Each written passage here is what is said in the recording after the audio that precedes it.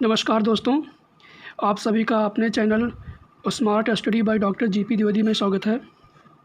मैं हूं doctor GP Dwivedi और मैं आज केमिकल इक्विलिब्रियम के सभी फार्मूलाज और इम्पॉर्टेंट कॉन्सेप्ट्स के बारे में एक सिंगल वीडियो में ही डिस्कस करेंगे। एक ही वीडियो में पूरे कॉन्सेप्ट्स को, पूरे फार्मूलाज को और कैसे क्वेश्चंस एग्ज़ाम में सॉल्व करने हैं उसको भी डिस्कस करेंगे। तो चलिए फिर शुरुआत करते हैं। सबसे पहले शुरुआत करते हैं rate of reactions. Rate of reaction होती है change in concentration upon time taken for the change. अब हम आगे बात करेंगे कि factors affecting rate of reaction, कौन कौन से फैक्टर्स हैं जो रेट ऑफ रिएक्शंस को अफेक्ट करते हैं। तो यहाँ पे हमने 4 डिस्कस किया है: state of matter, temperature, concentration and catalyst. State of matter में सबसे ज़्यादा इफेक्ट गैस का, उसके बाद लिक्विड का, उसके बाद सॉलिड का होता है। तो यहाँ पे डिसेंडिंग ऑर्डर में अरेंज किया गया है, सबसे ज़्यादा गैस, फिर लिक्विड एंड फिर सॉलिड। बी है temperature, factor affecting rate of reaction में बी टेम्परेचर है। Rate of reaction is directly proportional to temperature. जैसे जैसे टेम्परेचर बढ़ेगा रेट ऑफ रिएक्शन उसी के प्रोपोर्शन में बढ़ेगी। अगर टेम्परेचर को 10 डिग्री सेल्सियस बढ़ा दिया जाए तो रेट ऑफ रिएक्शन भी बढ़ेगा, या फिर अगर टेम्परेचर को 10 डिग्री सेल्सियस घटा दिया जाए तो भी रेट ऑफ रिएक्शन घटेगी। कहने का मतलब है कि जो रेट ऑफ रिएक्शन होती है वो डायरेक्टली प्रोपोर्शनल टू टेम्परेचर की होती है।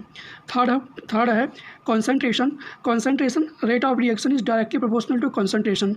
मीन्स रेट ऑफ रिएक्शन अगर कॉन्सेंट्रेशन इंक्रीज कर रहा है, एक्टिव मास सब्सटेंस का, रिएक्टिंग सब्सटेंस का एक्टिव मास अगर इंक्रीज कर रहा है तो रेट ऑफ रिएक्शन इंक्रीज करेगी।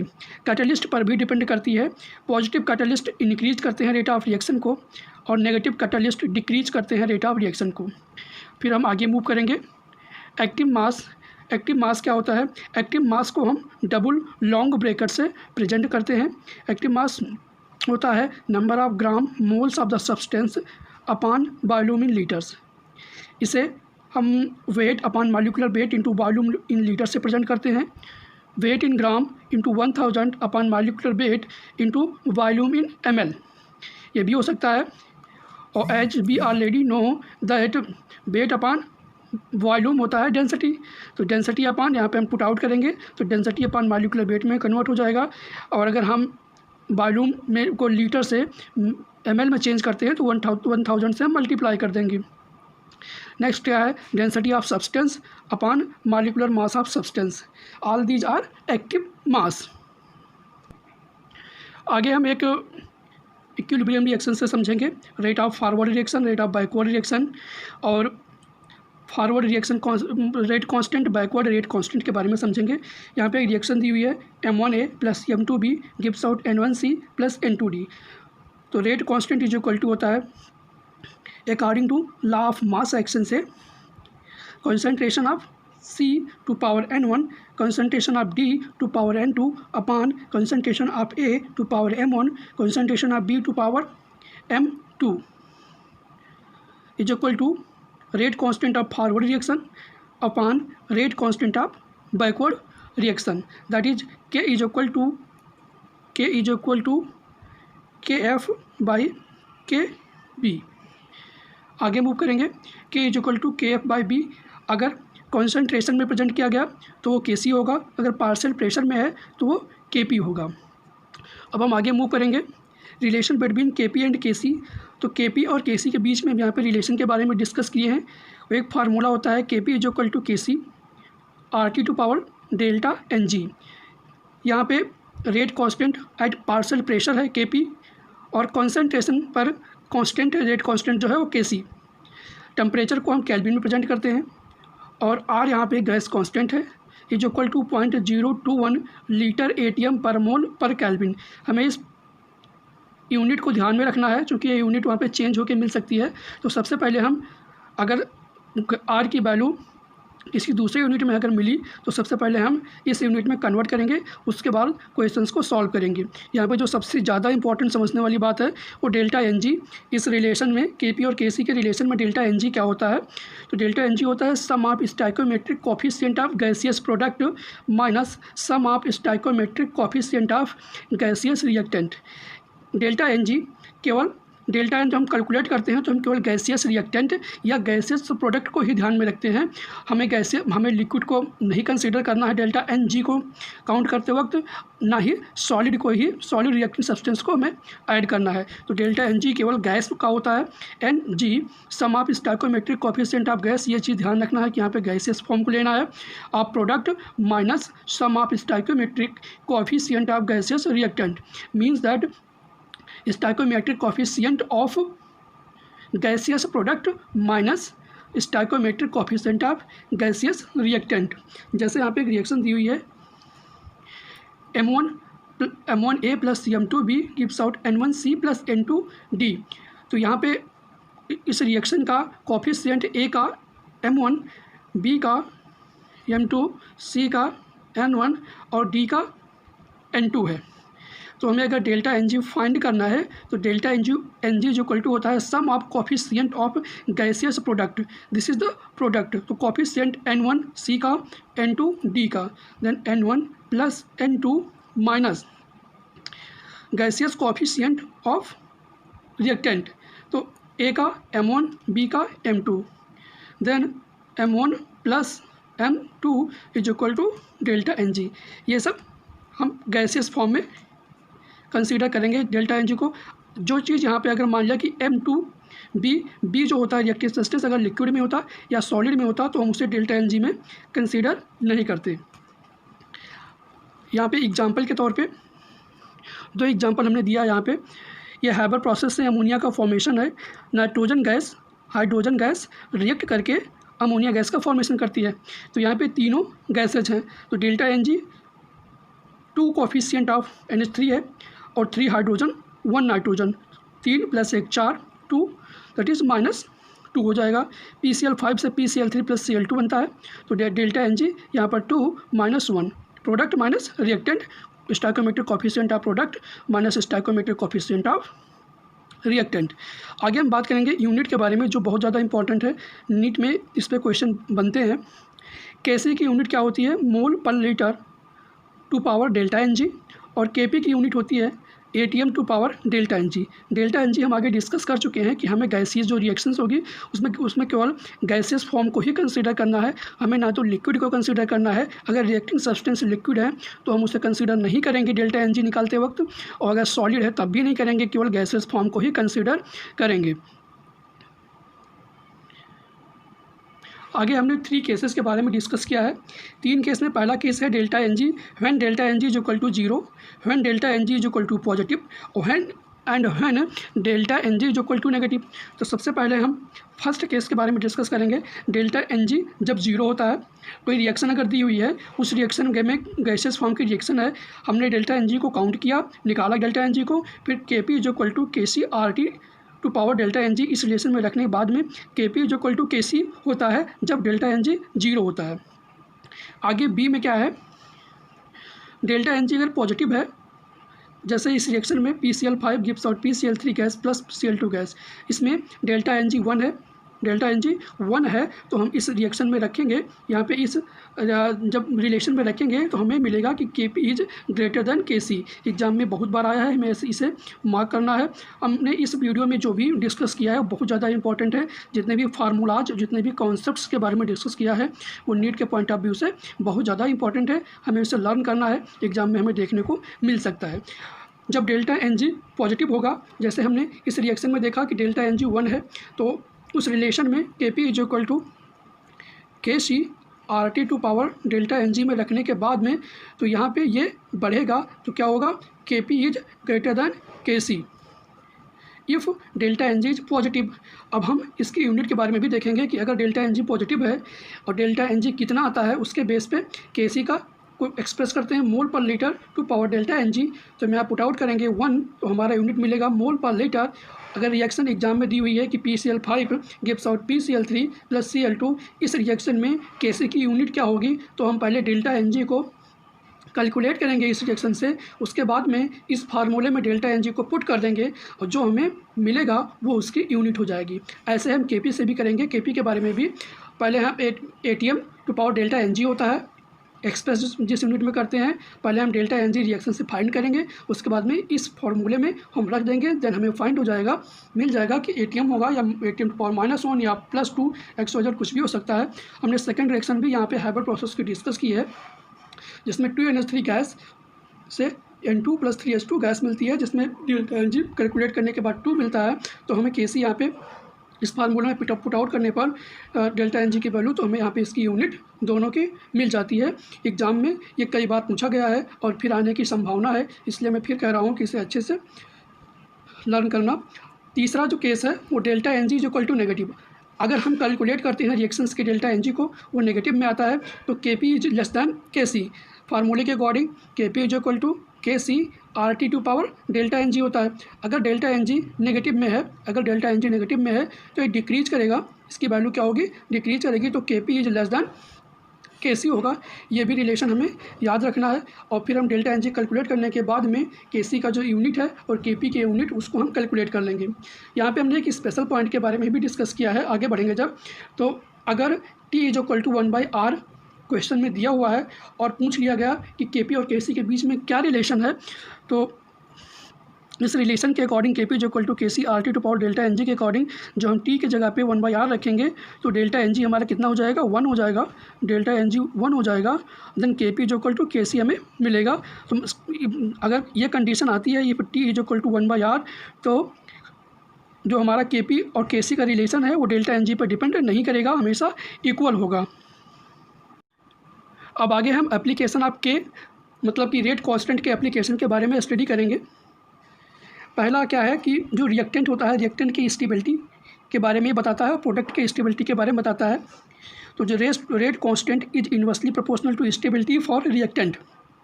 अगर रेट कांस्टेंट रिएक्टेंट के रिस्पेक्ट में बढ़ रहा है तो उसकी स्टेबिलिटी कम होगी, और अगर रेट कांस्टेंट कम है तो उसकी स्टेबिलिटी बढ़ेगी रिएक्टेंट के लिए। और प्रोडक्ट के लिए rate constant is directly proportional to stability. अगर रेट कांस्टेंट प्रोडक्ट के रिस्पेक्ट में बढ़ रहा है तो हमें स्टेबिलिटी भी बढ़ी हुई मिलेगी। ये प्रोडक्ट के रिस्पेक्ट में बात की गई है। जैसे यहाँ पे हमने दो रिएक्शन से इसे समझने की कोशिश किया है। 2XO गैसेस फॉर्म में है, gives out X2 gas plus O2 gas. यहाँ पे K1 के बारे में डिस्कस किया गया है, K1 दिया है, और 2XO2 gives out X2 plus 2O2 ये गैस K2 दिया हुआ है यहाँ पे। अब यहाँ पे देखेंगे कि जो पहली रिएक्शन है, इसमें रिएक्टेंट के रिस्पेक्ट में XO एंड XO2 में स्टेबिलिटी कंपेयर करना है हमें। तो हमें XO की रिएक्टेंट के रिस्पेक्ट में जब देखेंगे तो K1 इज इक्वल टू 1 × 10⁻24 है, और XO2 दूसरे रिएक्शन में K2 इज इक्वल टू 2.5 × 10⁻10 है। मतलब कि XO2 की रिएक्टेंट K2 ज़्यादा है उसके रिस्पेक्ट में। तो जिसकी ज़्यादा होगी रिएक्टेंट के रिस्पेक्ट में रेट कांस्टेंट, उसकी स्टेबिलिटी क्या हो जाएगी, कम हो जाएगी। तो हमें यहाँ पे K1 की स्टेबिलिटी, मतलब कि K1 is greater then K2 है,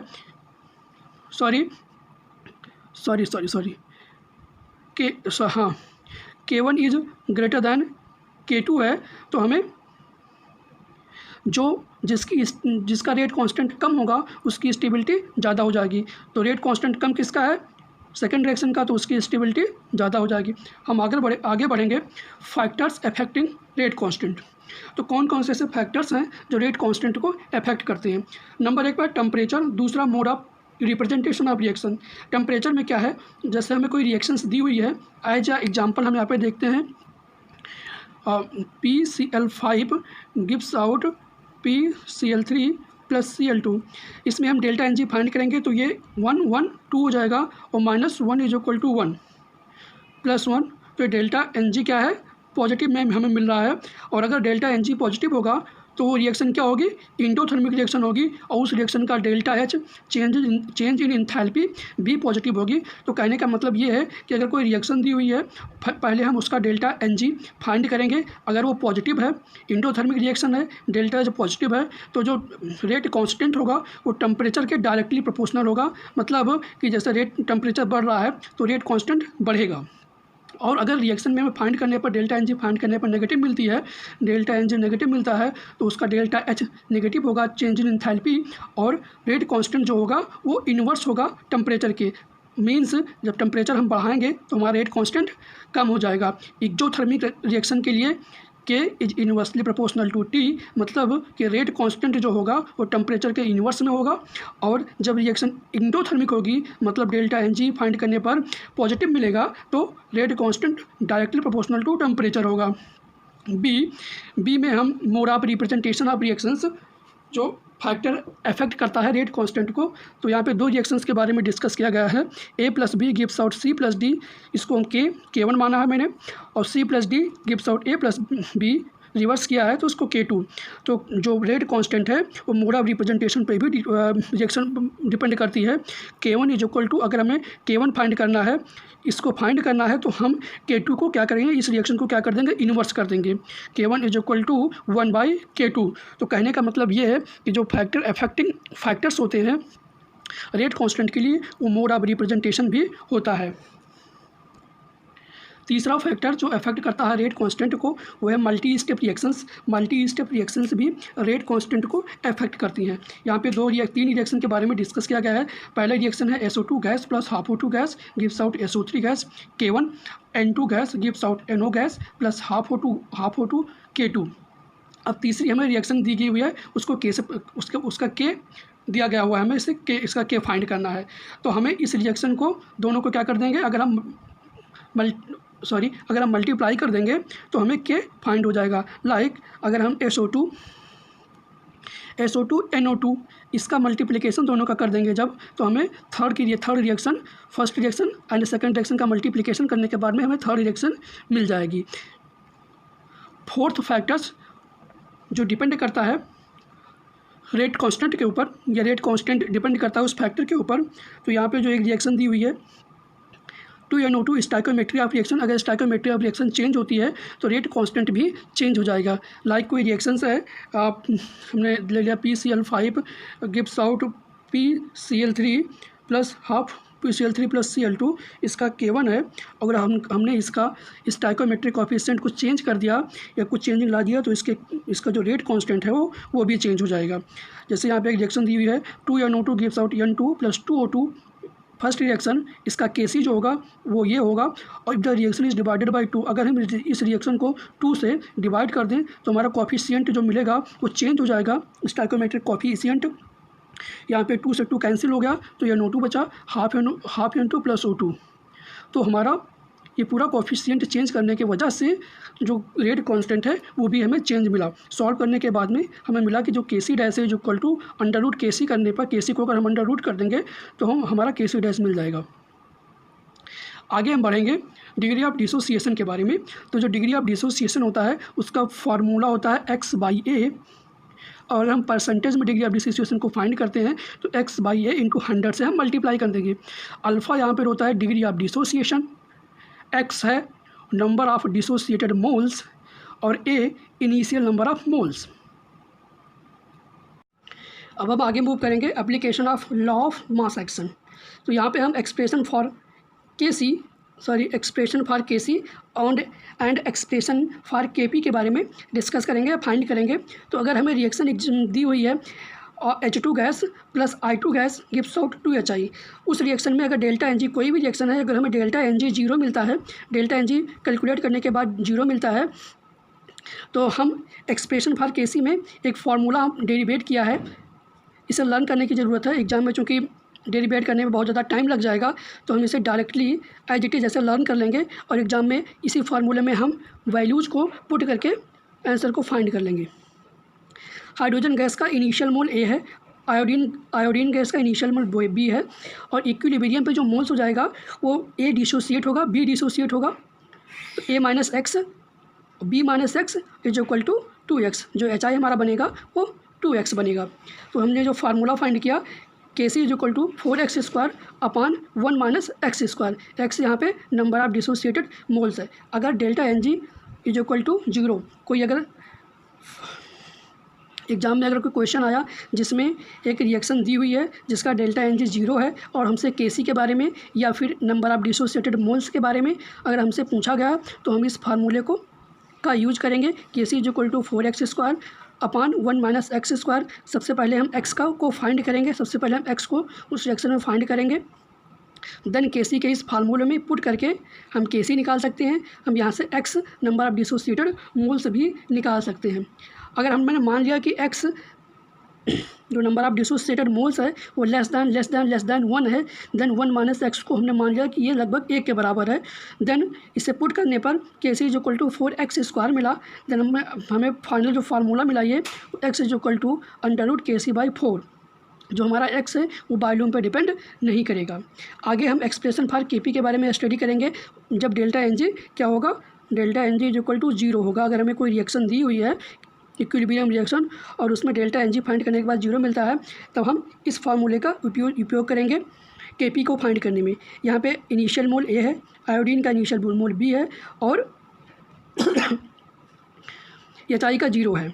इक्विलिब्रियम पे A-X, हाइड्रोजन का आयोडीन का B-X और एचआई का 2x हो जाएगा। अब यहाँ पे हम सबसे पहले total number of moles at equilibrium पे फाइंड करेंगे। तो कैलकुलेट करने के बाद में हमें A+B मिलेगा। टोटल नंबर इक्विलिब्रियम पे मोल्स का हमें फाइंड करने के लिए जो इक्विलिब्रियम पे हमें मिलता है उस पूरे को ऐड कर देते हैं। फिर हम पार्शियल प्रेशर तीनों का फाइंड करेंगे, partial pressure of hydrogen, partial pressure of iodine and partial pressure of HI. फिर चूँकि पार्शियल प्रेशर होता है number of moles at equilibrium upon total number of moles at equilibrium. तो हम H2 के लिए A-X इक्विलिब्रियम पे जो मोल है upon A+B into total pressure. Iodine के लिए B-X upon total moles at equilibrium into total pressure. HI के लिए 2x, एचआई के लिए यहाँ पे 2x number of moles at equilibrium upon total number of moles at equilibrium, 2x upon A+B into PT। और फिर हम केपी के फार्मूले में पुट आउट करने के बाद में हमें ये फार्मूला मिला। सॉल्व करने के बाद KP is equal to 4x² upon A-X B-X। और अगर इस फार्मूले को हमें याद कर लेना है, क्योंकि अगर delta N G is equal to 0 वाला कोई भी रिएक्शन हमें मिली और वहाँ पे हमसे केपी के बारे में या फिर एक्स के बारे में या एक्स दिया हुआ केपी के बारे में पूछ लिया गया, तो हम इस फार्मूले में रख के फाइंड कर सकते हैं। इफ़ अगर हमने मान लिया कि 1 minus x is equal to 1, then KP is equal to 4x²। Solve करने के बाद then x is equal to √KP/4। तो यहाँ पे क्या होगा, जो हमारा x होगा वो प्रेशर पर इंडिपेंडेंट होगा। x is directly proportional to P0, मतलब कि जो हमारा x है वो प्रेशर पर डिपेंड नहीं करेगा। हमारा दूसरा केस है, if delta N G is greater than 0। अगर कोई रिएक्शन दी हुई है क्वेश्चंस में, उसमें जो है डेल्टा एन जी फाइंड करने के बाद में हमें 0 से ज़्यादा मिलता है, तो हमें केसी और हमें केसी फाइंड करना है।